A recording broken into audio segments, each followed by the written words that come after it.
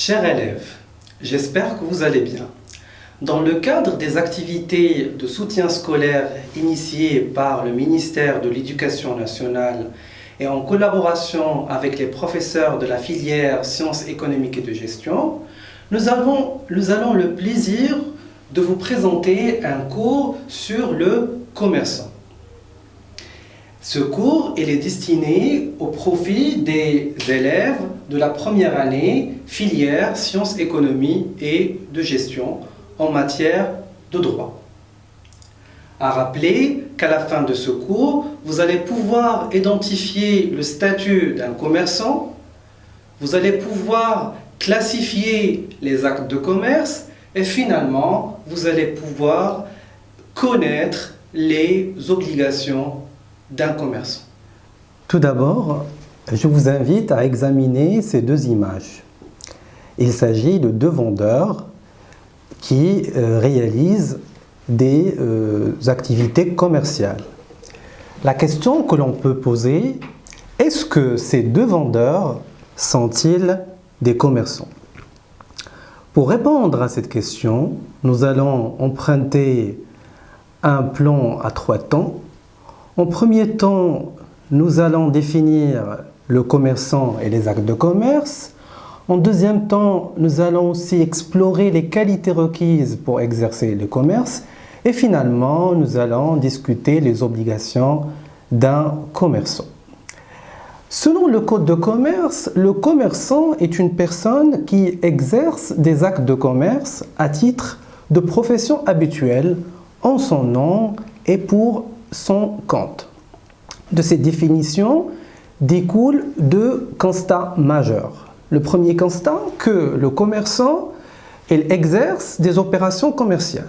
Ces opérations commerciales sont appelées des actes de commerce.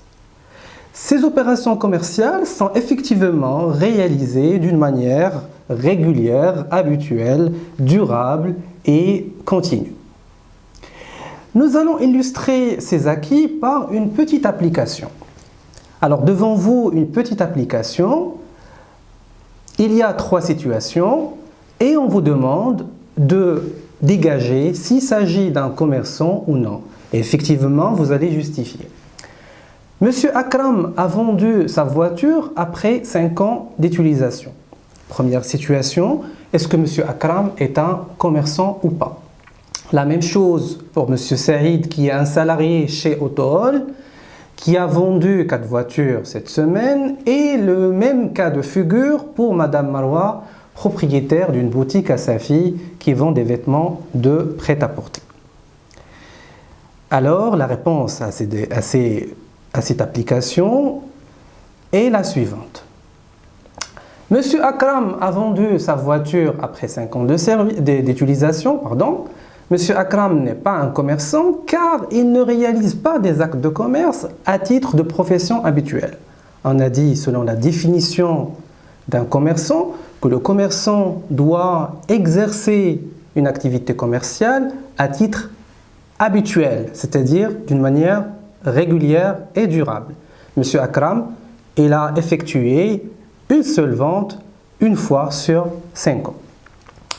Monsieur Saïd est un salarié chez Autohall. Il a vendu 4 voitures cette semaine. Monsieur Saïd n'est pas un commerçant, même s'il réalise des actes de commerce, mais ces actes de commerce, ils sont réalisés pour le compte de l'entreprise et non pas pour son compte. Du coup, Monsieur Saïd n'est pas un commerçant. Alors, et finalement, Madame Marwa, propriétaire d'une boutique à Safi, qui vend des vêtements de prêt-à-porter. Madame Marwa est une commerçante car elle réalise des actes de commerce parce qu'elle réalise des opérations de vente de vêtements de prêt-à-porter. Et ces actes de commerce, effectivement la vente, sont réalisés pour son nom et pour son compte. Maintenant, c'est quoi ces actes de commerce? Selon toujours le Code de commerce, un acte de commerce est un acte réalisé par un commerçant lors de l'exercice d'une activité commerciale.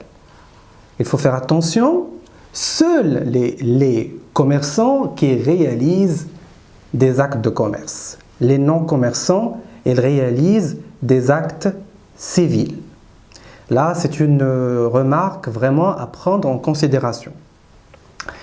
Alors, la typologie des actes de commerce. Il existe effectivement plusieurs types d'actes de commerce. Le Code de commerce, il distingue 4 types d'actes de commerce. Il y a les actes de commerce par nature. Il s'agit des actes de commerce réalisés par l'entreprise dans le cadre de son exploitation. Par exemple, si une entreprise est une entreprise de vente de marchandises, les opérations d'achat et de vente de marchandises, ce sont des actes de commerce par nature. Parfois, l'entreprise pourrait réaliser des actes de commerce, mais accessoires.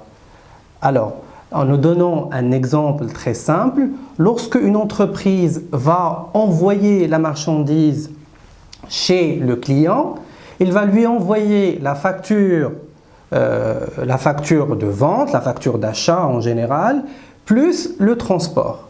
Alors, le transport, c'est un acte de commerce effectué par l'entreprise fournisseuse, mais qui ne rentre pas dans le vif de l'activité de l'entreprise et du coup, c'est un acte de commerce accessoire. En général, c'est une opération commerciale non courante. Par contre, les actes de commerce par nature, ce sont des opérations d'exploitation courantes. Alors, les troisième type d'actes de commerce, ce sont les actes de commerce par la forme. Alors, les actes de commerce par la forme, on distingue entre 2 types. Là, devant vous, il y a la lettre de change. La lettre de change, c'est un acte de commerce par la forme, indépendamment de celui qui va le signer. Aussi bien pour le billet à ordre. Le billet à ordre et la lettre de change, ce sont des moyens de paiement que vous allez voir dans un prochain chapitre. Et finalement, les actes de commerce mixtes, ce sont des actes de commerce qui mettent en relation un commerçant et un non-commerçant. On va illustrer ça bien sûr par une application. Alors, je vous ai donné un certain nombre de situations et vous allez justement me définir de quel type d'acte de commerce s'agit-il. Donc, les situations sont bien sûr devant vous. Une société de production des cakes industriels achète de la farine auprès de Memouna. Il faut bien sûr analyser le cas. Il s'agit ici d'une société de production, c'est-à-dire un commerçant avec justement un autre commerçant qui est la société Memouna. Donc ici, c'est un acte bien sûr de commerce réalisé entre 2 commerçants. Il s'agit de définir de quel acte s'agit-il. La société de production des cakes industriels achète un four auprès de la société Forec. Amine, un salarié, achète une voiture auprès de son frère qui est aussi salarié. Le boulanger achète de la farine auprès de Memouna en payant par une lettre de change. Et le boulanger vend des baguettes à un client normal. Donc, il s'agit ici de cocher le type d'acte de commerce approprié. Alors, pour le premier cas, il s'agit d'un acte de commerce par nature. Tout simplement parce que l'activité principale de cette société qui produit des cakes industriels, c'est la production des cakes. Et cette entreprise, il va acheter justement de la farine comme étant une matière première pour la fabrication du cake. Du coup, l'acte de commerce réalisé, c'est-à-dire l'opération réalisée par cette entreprise, c'est une opération courante. C'est un acte de commerce par nature. La société de production des cakes industriels achète un four auprès de la société Forec. Il s'agit ici d'un acte de commerce accessoire. Pourquoi? Parce que l'achat d'un four pour la société de production des cakes, il va s'opérer une fois sur quelques années. Et bien sûr, il ne s'agit pas d'un achat qui rentre dans le processus d'exploitation de l'entreprise et de la société de la production des cakes industriels. Donc c'est un achat accessoire. Amin achète une voiture auprès de son frère. Ici, il y a deux personnes civiles. Amin, c'est un salarié, n'est pas un commerçant. Et son frère, c'est un salarié, n'est pas un commerçant. L'acte réalisé entre ces deux non-commerçants, c'est un acte civil. Ce n'est pas un acte de commerce.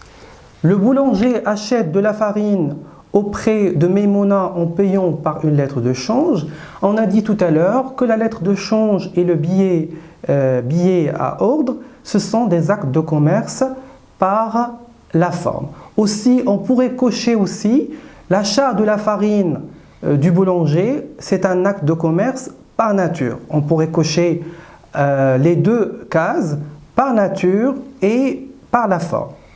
Et finalement, le boulanger vend des baguettes à un client. Le boulanger, c'est un commerçant et le client, normalement normal, c'est un non-commerçant.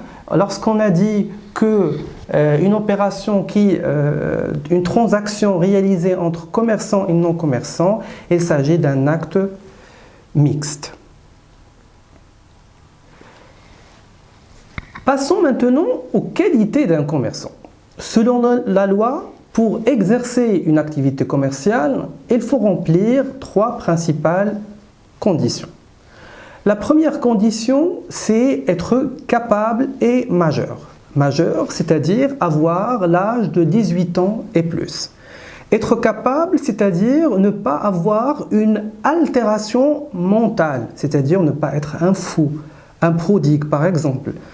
Parfois, il y a ce qu'on appelle les incapables majeurs. Même si tu y es majeur, ça pourrait être